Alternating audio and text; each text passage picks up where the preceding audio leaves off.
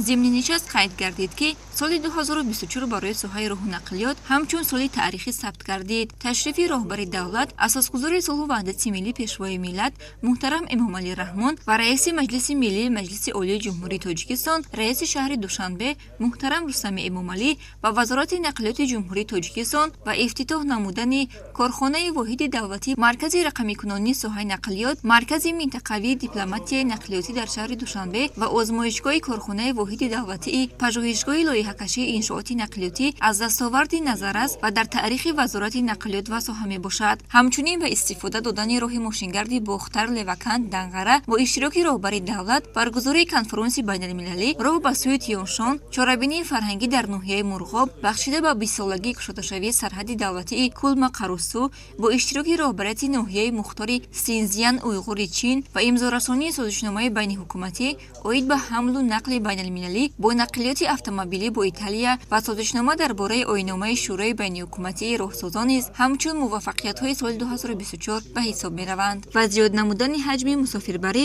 роҳи оҳани Тоҷикистон бо маблағҳои худӣ 10 вагони мусофирбар ва 1 адад тепловози истифодашударо харидорӣ ва дастрас намудааст. зикр гардид ки аз 16 адад техникаву механизмҳои роҳдорӣ дар таъмир қарор дошта, аз ҷумла 9 адад дар минтақаи Кулоб, 1 адад дар минтақаи Бохтар, 4 адад дар минтақаи Рашт, 3 адад дар вилояти Суғд ва 4 адад дар вилояти Мухтори Кӯҳистони Бадахшон мебошад. робитаҳои байналмилалӣ омили муҳими рушди соҳаи роҳу нақлиёт ба ҳисоб рафта, ҷиҳати тақвияти ин самти фаъолият дар ин давра роҳбарияти вазорат 29 вохӯрию чорабинӣ бо намояндагони кишварҳои хориҷӣ ва корпусҳои дипломатӣ ҷиҳати баррасии масъалаҳои ҳамкорӣ дар соҳаи нақлиёт ва ҷалби сармоягузорӣ доир гардид. ҳамзамон дар ин давра созишномаи байниҳукуматӣ оид ба ҳамлу нақли байналмилалӣ бо нақлиёти автомобилӣ дар ҳошияи сафари роҳбари давлат аз ҷониби вазири нақлиёт дар Италия созишнома дар бораи оинномаи шӯрои байниҳукуматии роҳсозон ба имзо расонида шуд. лоиҳаи созишнома бо кишварҳои Молдова, Булғористон, Эстония ва Чин бо қарорҳои ҳукумати ҷумҳурии Тоҷикистон